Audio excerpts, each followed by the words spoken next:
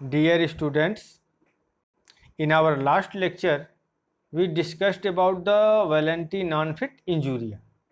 पिछले लेक्चर में हम लोगों ने सम्मति कार्य से क्षति नहीं होती इसको डिस्कस किया था। Today we are going to discuss about necessity and plaintiff's default. आज हम आवश्यकता और वादी का दोष की चर्चा करेंगे। तो सबसे पहले नेसेसिटी को डिस्कस करेंगे। नेसेसिटी भी एक जनरल डिफेंस है या जनरल एक्सेप्शन है, जिसका डिफेंस डिफेंडेंट द्वारा लिया जा सकता है, जिसका बचाव प्रतिवादी द्वारा लिया जा सकता है। जैसा कि आपने इंडियन पेनल कोड अर्थात आईपीसी पढ़ा होगा, तो आईपीसी के सेक्शन 81 में भी नेसेसिटी का एक टॉपिक था जिसको आपने पढ़ा होगा। यहां हम लॉ ऑफ टॉर्ट में भी नेसेसिटी को डिस्कस करेंगे, लॉ ऑफ टॉर्ट के पर्पस से। यह नेसेसिटी नामक जो डिफेंस है या एक्सेप्शन है, वह सालुस पॉपुली स्पर्मा लेक्स के मैगजीम पर बेस्ड है। यानी जो यह आवश्यकता का बचाव या अपवाद है जिसे डिफेंडेंट ले सकता है, वह सालुस पॉपुली स्पर्मा लेक्स के सूत्र पर आधारित है, जिसकी मीनिंग है the welfare of the people is the supreme law, अर्थात जनहित ही सर्वोच्च विधि है। यानी इसका क्या मतलब? इसका तात्पर्य है कि जिसमें अधिक से अधिक लोगों का इंटरेस्ट जुड़ा हो, जिसमें अधिक से अधिक लोगों का हित जुड़ा हो, उस कार्य को करना उचित माना जा सकता है। शेक्सपियर ने अपने एक नाटक में, एक प्ले में लिखा था कि नेसेसिटी नोज नो लॉ। आप अपने स्क्रीन में इसे देख सकते हैं कि नेसेसिटी नोज नो लॉ, अर्थात आवश्यकता विधि नहीं जानती। यानी आवश्यकता विधि नहीं जानती, इसका क्या मतलब? इसका तात्पर्य है कि नेसेसिटी एराइज होने पर जो भी आवश्यक हो किया जा सकता है, चाहे लॉ कुछ भी हो, चाहे कानून कुछ भी हो। यह जो बात है वह कुछ हद तक लॉ ऑफ टॉर्ट के संबंध में भी ठीक प्रतीत होती है। अब नेसेसिटी के ग्राउंड पर लॉ ऑफ टॉर्ट्स के अंतर्गत डिफेंडेंट अपने लाइबिलिटी से बच सकता है। यानी इसका बचाव, नेसेसिटी का बचाव डिफेंडेंट द्वारा लिया जा सकता है। जैसा कि हमने ऊपर बताया कि नेसेसिटी नोज नो लॉ, तो नेसेसिटी नोज लॉ यानी आवश्यकता विधि नहीं जानती, इसका क्या मतलब है? तो it means an act causing damage if done under necessity to prevent a greater evil is not actionable even though harm was caused intentionally। अर्थात यदि किसी ऐसे कार्य से क्षति हुई है जिसे किसी बड़ी क्षति को बचाने के लिए आवश्यकता से प्रेरित होकर के किया गया है, तो उसके संबंध में कार्रवाई नहीं की जा सकती, यद्यपि कि क्षति आशय से की गई है। यानी कोई बड़ी क्षति को बचाने के लिए आवश्यकता उत्पन्न हो जाती है कि छोटी क्षति की जाए, और वह क्षति अगर की जाती है विथ इंटेंशन की जाती है, यानी आशय के साथ की जाती है, तो लॉ ऑफ टॉर्ट के अंतर्गत डिफेंडेंट जो होगा नेसेसिटी का डिफेंस ले सकता है। इस प्रकार यदि किसी कार्य को करने से एक बहुत बड़े डिजास्टर को या ग्रेटर इविल को रोका जा सकता है या उसको टाला जा सकता है, यानी एक बहुत बड़ी आपदा को या बड़ी क्षति को रोका जा सकता है या उसको टाला जा सकता है जिससे कुछ इंजरीज हो जाती है, यानी कुछ क्षति हो जाती है, तो ऐसे एक्ट को करने पर टॉर्ट का सूट फाइल नहीं किया जा सकता। फॉर एग्जाम्पल,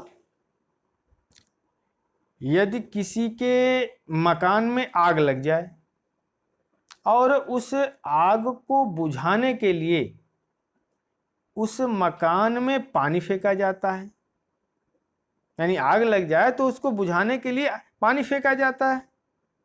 अब पानी फेंकने के कारण आग तो बुझ जाती है, लेकिन उस मकान के बगल में यानी पड़ोस में रहने वाले व्यक्ति को कुछ इंजरी हो जाती है, कुछ क्षति हो जाती है, कुछ नुकसान या हानि हो जाती है।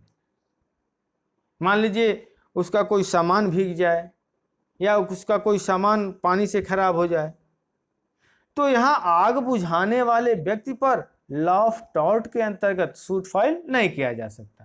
क्यों नहीं किया जा सकता? क्योंकि आग बुझाने वाले व्यक्ति के पास इतना टाइम नहीं था कि वह आग बुझाने का कार्य पड़ोसी के कंसेंट से करता, अर्थात वहां नेसेसिटी अराइज हो गई थी, वहां आवश्यकता उत्पन्न हो गई थी। यानी जिस व्यक्ति ने वह आग बुझाई, अगर वह पड़ोसी से कंसेंट लेने जाता तो आग और फैल सकती थी। यानी यहाँ आवश्यकता उत्पन्न हो गई थी कि तत्काल कोई कार्य किया जाए ताकि आग बुझ जाए। तो यहाँ जो डिफेंडेंट है वह नेसेसिटी का डिफेंस ले सकता है। इसी प्रकार के अन्य एग्जाम्पल भी आप यहाँ दे सकते हैं। You can take another example. To pull down a house on fire in order to prevent spreading of fire to other property. अर्थात आग को फैलने से रोकने के लिए मकान को गिरा देना, जिससे आग अन्य प्रॉपर्टी में न फैलने पाए। अर्थात कहने का मतलब यह है कि किसी मकान में आग लग जाए और उस मकान से सटे हुए 8-10 मकान और भी हैं,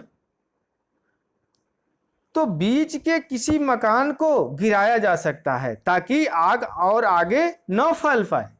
यानी यहाँ नेसेसिटी अराइज हो गई थी। अगर ऐसा न किया जाए तो आग क्या होगी? सारे मकानों को जला देगी। तो इसलिए बड़ी क्षति को रोकने के लिए छोटी क्षति कारित की जा सकती है।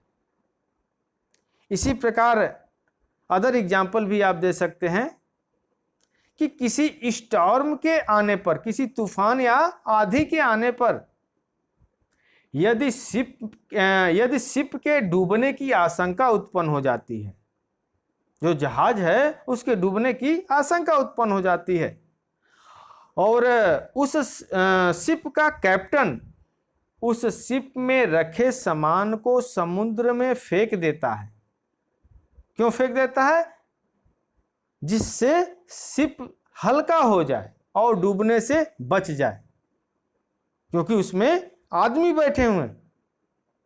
तो यहां भी नेसेसिटी का डिफेंस लिया जा सकता है।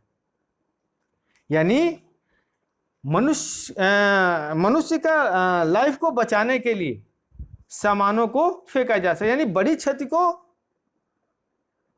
कम करने के लिए या उसको टालने के लिए छोटी क्षति कारित की जा सकती है। इसी प्रकार अदर एग्जाम्पल भी ले सकते हैं।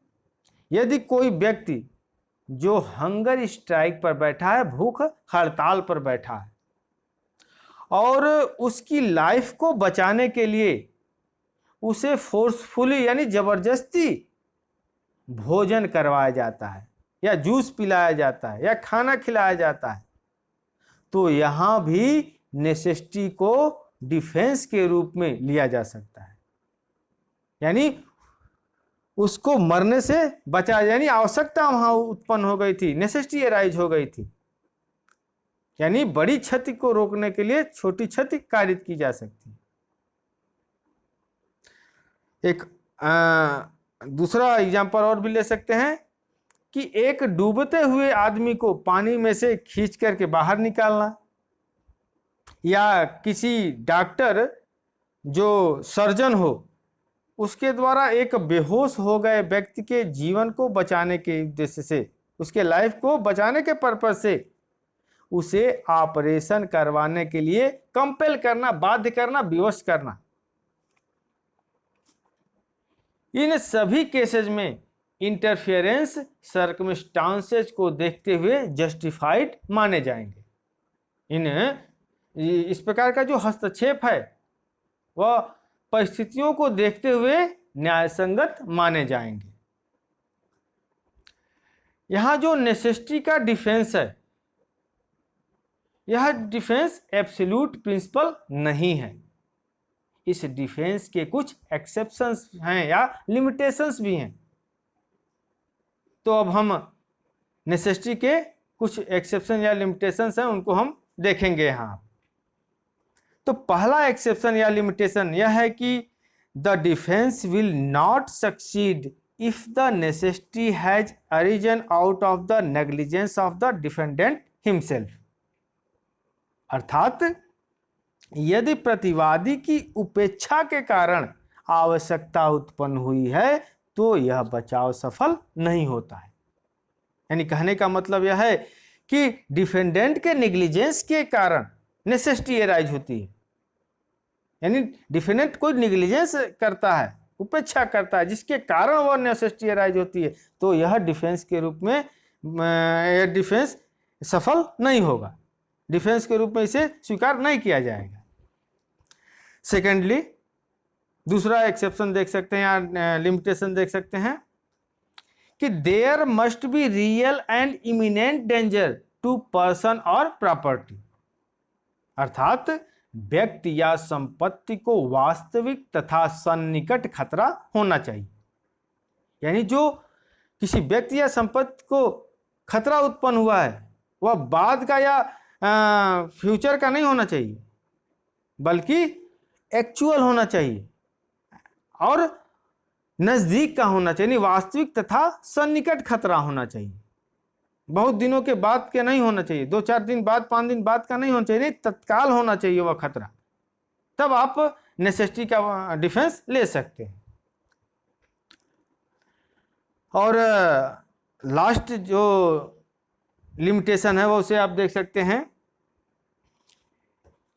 A distinction is maintained between safety of human lives and safety of property for obvious reason that the two are beyond comparison, and the necessity for saving life has at all times been considered a proper ground for inflicting such damage as may be necessary upon another's property. The necessity for infliction of harm or loss to property must be justified by clear evidence and state of things at the moment. In other words, interference must be reasonably necessary. Hindi में इसे देख सकते हैं कि मनुष्य के जीवन की सुरक्षा तथा संपत्ति की सुरक्षा में अंतर माना जाता है। संपत्ति की सुरक्षा के मुकाबले मनुष्य के जीवन की सुरक्षा को स्वाभाविक रूप से अधिक महत्व दिया जाता है तथा बचाव या न्यायोचित आधार माना जाता है। अर्थात मनुष्य जीवन की सुरक्षा के लिए आवश्यकता के आधार पर दूसरे की संपत्ति को क्षति पहुंचाई जा सकती है। कहने का तात्पर्य यह है कि जहां मनुष्य की सुरक्षा की बात आ जाए और संपत्ति की सुरक्षा की बात आ जाए तो वहां अंतर देखा जाता है कि किसको प्राथमिकता हम देंगे, कौन प्रिवेल करेगा। तो वहां मनुष्य के जीवन और संपत्ति की, मनुष्य के जीवन की सुरक्षा तथा संपत्ति की सुरक्षा की बात आए तो वहां हम किसको प्रिवेल करेंगे, किसको प्रिवेल माना जाएगा? मनुष्य के जीवन की सुरक्षा को हम प्राथमिकता देंगे या महत्व देंगे। अब कुछ केस लॉ को अब देख सकते हैं। पहला केस है जिसे आप नोट कर सकते हैं, कोप वर्सेस शार्प, 1891 का केस है, किंग्स बेंच का। In this case the defendant entered the plaintiff's land to prevent the spread of fire to the adjoining land over which the defendant's master had the shooting rights. इस केस का fact यह था कि प्रतिवादी ने वादी की भूमि में आग फैलने से रोकने के उद्देश्य से वहां प्रवेश कर गया। वादी जो था, बगल वाली भूमि में प्रतिवादी का स्वामी आकेट खेलता था। यानी वादी की बगल वाली भूमि में प्रतिवादी क्या करता था? आखेट खेलता था। In this case, the court held that in view of the real and imminent danger, the act of the defendant was justified on the ground of necessity and hence the defendant was not liable। अर्थात न्यायालय ने निर्णय दिया कि चूंकि खतरा वास्तविक तथा सन्निकट था, प्रतिवादी का कार्य आवश्यकता के आधार पर न्यायोचित था, अतः प्रतिवादी उत्तरदायी नहीं था। यानी आग बुझाना आवश्यकता थी, इसलिए प्रतिवादी ने क्या किया? ट्रेसपास किया। इसलिए यहां आवश्यकता उत्पन्न हुई थी, इसलिए यहां डिफेंडेंट को लाइबल नहीं माना गया था। नेक्स्ट केस आप नोट कर सकते हैं, ली वर्सेज ग्लैडस्टोन। आर.के. बांगिया के हिंदी के बुक में लेग वर्सेज लिखा होगा, तो आप उसे देख सकते हैं। ली वर्सेज ग्लैडस्टोन 1909 यानी 1919 का यह केस है। इन this case the plaintiff A prisoner who was undertaking a hunger strike was force fed by the defendant, the warden of the jail, in order to save her life। इस केस का जो fact था वह यह था कि भूख हड़ताल पर बैठे एक कैदी का जीवन बचाने के लिए जेल के वार्डन ने उसे बलपूर्वक खाना खिलाया। The court held that the defendant was not guilty of the tort of battery। अर्थात न्यायालय ने निर्णय दिया कि प्रतिवादी संप्रहार के अपकृत्य के लिए दोषी नहीं है। यानी उस भूखे व्यक्ति को, जो कि भूख हड़ताल पे बैठा था, उसे भोजन कराना आवश्यकता थी ताकि उसके लाइफ को बचाया जा सके। यानी वहां नेसेसिटी एराइज हो गई थी, यानी बड़ी क्षति हो जाती है, उसके जीवन को नहीं बचाया जाता, तो छोटी क्षति यानी उसके शरीर को रखने का जो अधिकार था उसमें इंटरफियर किया जा सकता है, यानी छोटी क्षति की जा सकती है। अब नेक्स्ट केस है Kirk versus Gregory, KIRK, Kirk versus Gregory 1876 का केस है। इस केस का फैक्ट यह था कि एक ए नामक व्यक्ति था, उसकी डेथ हो गई।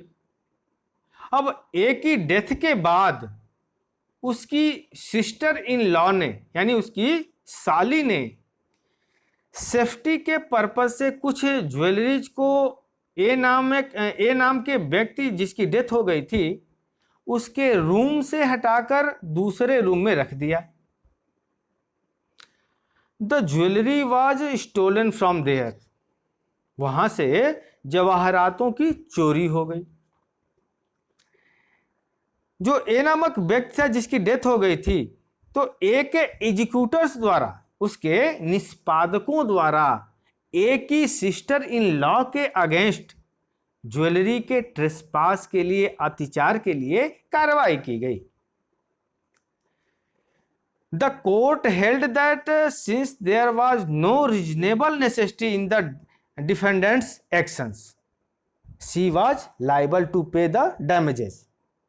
अर्थात न्यायालय ने कहा कि जवाहरातों के साथ हस्तक्षेप युक्त रूप से आवश्यक नहीं था और न्यायालय ने साली को क्षतिपूर्ति के भुगतान के लिए उत्तरदायी माना। यानी न्यायालय ने यह माना कि एक ही सिस्टर इन लॉ ने जो ज्वेलरीज को एक रूम से दूसरे रूम में हटाया था, वह हटाया जाना जो सर्कमस्टांसेस थे, जो परिस्थितियां थीं, वहां हटाया जाना आवश्यक नहीं था। इसलिए यहां न्यायालय ने सिस्टर इन लॉ को, एक सिस्टर इन लॉ को लाइबल माना था। अब हम कुछ डिफरेंसेज हैं उसको देखेंगे। तो अगली हेडिंग आप नोट कर सकते हैं, difference between necessity and private defence, आवश्यकता और प्राइवेट प्रतिरक्षा में अंतर। The defence of necessity contemplated infliction of harm on innocent person and harm is often inflicted on the ground to prevent a greater harm or evil। अर्थात आवश्यकता के बचाव में अधिक क्षति बचाने के लिए निर्दोष व्यक्ति को भी कुछ क्षति पहुंचाई जा सकती है। But in the private defence the plaintiff is suppose to be a wrongdoer. लेकिन प्राइवेट प्रतिरक्षा में वादी क्या होता है? दोष करता होता है, रॉन्ग डूअर होता है। अगली हेडिंग आप नोट कर सकते हैं, difference between necessity and inevitable accident, आवश्यकता और अवश्यंभावी दुर्घटना में अंतर। छोटे छोटे अंतर हैं, आप यहां देख सकते हैं।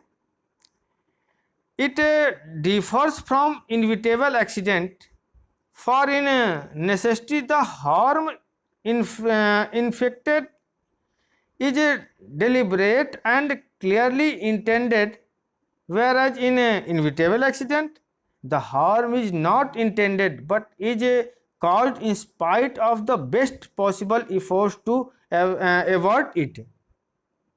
अर्थात आवश्यकता में क्षति जानबूझकर पहुंचाई जाती है, जब यानी आवश्यकता में जो क्षति पहुंचाई जाती है वह इंटेंशनली किया जाता है, जानबूझकर किया जाता है, यानी व्यक्ति जानता है उसके बावजूद भी पहुंचाता है। क्या करने के लिए? बड़ी क्षति को रोकने के लिए। जबकि अवश्यंभावी दुर्घटना में क्षति पहुंचाने का आशय नहीं होता तथा क्षति न पहुंचाने के भरसक प्रयत्न किए जाने के बावजूद पहुंच जाती है। यानी यह छोटा अंतर था, इसे आप देख सकते हैं। यहां नेसेसिटी का टॉपिक समाप्त हुआ। अगला टॉपिक जो बहुत ही छोटा टॉपिक है वह है प्लेंटिफ्स डिफॉल्ट, वादी का दोष, या इसको प्लेंटिफ ए रॉन्ग डूअर अर्थात वादी स्वयं दोषकर्ता या अपकारी भी कहते हैं। लॉ ऑफ कॉन्ट्रैक्ट के अंतर्गत यह प्रिंसिपल कार्य करता है कि कोर्ट किसी ऐसे व्यक्ति की कोई सहायता नहीं कर सकता, कोई ऐड नहीं कर सकता, who found his cause of action upon an immoral और एन इलीगल एक्ट, अर्थात जिसकी कार्रवाई का आधार ही कोई अनैतिक या अवैध कार्य है। ए ब्रीफ रेफरेंस में also be made here to the maxim एक्स टर्पी काजा नॉन आरितुर एक्सियो, which means that no cause of action arises out of an immoral or unlawful cause। अर्थात हिंदी में इसको देख सकते हैं कि यहां पर संक्षिप्त उल्लेख इस सूत्र का कि एक्स टर्पी काजा नॉन आरितुर एक्सियो का करना आवश्यक होगा। इस मैक्सिम यानी इस सूत्र का अर्थ है किसी अनैतिक या अधर्म कार्य होने से कोई दावा नहीं कर सकता। यह मैक्सिम लॉ ऑफ कॉन्ट्रैक्ट में लागू होता है तथा इसका लॉ ऑफ टॉर्ट्स के फील्ड में एप्लीकेशन बड़ा ही डाउटफुल है, बड़ा ही संदेहात्मक है। यह डाउटफुल है, यह संदेहात्मक है कि क्या डिफेंडेंट लॉ ऑफ टॉर्ट्स के अंतर्गत इस तरह के डिफेंस का तर्क लेकर यह प्लीडिंग यानी यह अभिवचन करते हुए अपने लायबिलिटी से बचकर निकल सकता है कि डिफेंडेंट के रॉन्गफुल एक्ट के समय प्लेंटिफ भी किसी कार्य के करने में इंगेज था जो रॉन्गफुल था, तो इस संबंध में लागू होने वाला प्रिंसिपल यह है कि केवल इस फैक्ट के आधार पर कि plaintiff is himself A wrong doer, वादी स्वयं दोष करता है, उसे डैमेजेज रिसीव करने के राइट से डिनाई नहीं कर सकता, उसे क्षतिपूर्ति प्राप्त करने के अधिकार से वंचित नहीं कर सकता। परंतु यदि सेम ट्रांजैक्शन में, यदि उसी संव्यवहार में उसका कोई इलीगल एक्ट और कंडक्ट यानी कोई अवैध कार्य या आचरण उसकी इंजरी से कनेक्टेड है, संबंधित है, तो वह डैमेजेज प्राप्त करने का अधिकारी नहीं होगा। फॉर एग्जाम्पल, यदि ए तथा बी चोरी के पर्पज से किसी के मकान में जा रहे हैं तथा उस मकान में पहुंचने के पहले जो बी नामक व्यक्ति है ए की पॉकेट में से उसकी मोबाइल निकाल लेता है, अर्थात मोबाइल की चोरी कर लेता है, तो यहाँ यह कहना गलत होगा कि ए बी के अगेंस्ट टॉर्ट का सूट फाइल नहीं कर सकता। यहाँ ए बी के अगेंस्ट सूट फाइल कर सकता है, परंतु कंडीशन यह है कि इसके पहले ए ने बी के अगेंस्ट थेफ्ट का प्रोसिक्यूशन चलाया हो। यहां पर मोबाइल की चोरी किसी के मकान में चोरी करने के कार्य से टोटली अनकनेक्टेड है, यानी चोरी मोबाइल की चोरी किसी के मकान में चोरी करने के कार्य से कैसा है, पूर्णतः असंबद्ध है, यानी जुड़ा हुआ नहीं है। अब यहां एक केस नोट कर सकते हैं, बॉर्ड वर्सेज होलब्रुक 1828 का केस है यह। इस केस में डिफेंडेंट ने विदाउट नोटिस यानी बिना कोई सूचना दिए अपने गार्डन में, अपने बागीचे में स्प्रिंग गन्स लगा रखी थी, यानी स्प्रिंग बंदूकें लगा रखी थी। प्लेंटिफ किसी फाउल का पीछा करता हुआ, किसी पंछी का पीछा करता हुआ जब डिफेंडेंट की वाल पर चढ़कर ट्रेसपास कर रहा था, यानी प्रतिवादी की दीवार पर चढ़कर अत्याचार कर रहा था, वह स्प्रिंग गन से घायल हो गया, यानी उसका पैर उस स्प्रिंग गन पर पड़ा जो अचानक चलती थी, तो उससे वह घायल हो गया। यदि प्लेंटिफ ने ट्रेसपास न किया होता तो उसे स्प्रिंग गन से इंजरी नहीं पहुंची होती। इस फैक्ट के बावजूद भी कोर्ट ने डिसीजन दिया कि यद्यपि प्लेंटिफ अपने रॉन्गफुल एक्ट के लिए लाइबल ठहराया जा सकता है, यानी ट्रेसपास के लिए वह लाइबल ठहराया जा सकता है, लेकिन केवल इस फैक्ट के बेसिस पर कि वह स्वयं रॉन्ग डूअर है, स्वयं दोष करता है, उसे डैमेजेज प्राप्त करने के राइट से डिसइंटाइटल नहीं कर सकता, उसे वंचित नहीं कर सकता। परंतु यह प्रिंसिपल तब लागू नहीं होगा जबकि प्लेंटिफ का एक्ट उसे हुई इंजरी से कनेक्टेड है, उससे संबंधित है, तब लागू नहीं होगा। इन अदर वर्ड्स, यदि प्लेंटिफ का कोई अनलॉफुल एक्ट या कंडक्ट उसे होने वाली इंजरी से कनेक्टेड है तो वह डैमेजेज प्राप्त नहीं कर सकता। फॉर एग्जाम्पल, आप उदाहरण के रूप में इसे देख सकते हैं, ए ड्राइवर और बी पैसेंजर दोनों ज्वाइंटली अनलॉफुली व्हीकल को यूज कर रहे हैं, यानी ए ड्राइवर एक है और बी एक यात्री है, दोनों संयुक्त रूप से अवैध रूप से गाड़ी को प्रयोग कर रहे हैं। यदि ए के नेग्लिजेंस के कारण एक्सीडेंट होती है तथा उससे बी को इंजरी पहुंच जाती है, तो बी ए से डैमेजेज प्राप्त नहीं कर सकता। क्यों नहीं प्राप्त कर सकता? क्योंकि प्लेंटिफ का अनलॉफुल एक्ट, यानी जो प्लेंटिफ है उसका जो दोषपूर्ण जो कार्य है उसे होने वाली इंजरी से कनेक्टेड है, संबंधित है, इस कारण वह क्षतिपूर्ति प्राप्त नहीं कर सकता। As noticed above, in tort, the general principle is that the fact that plaintiff is a wrongdoer does not disentitle him from recovering damages.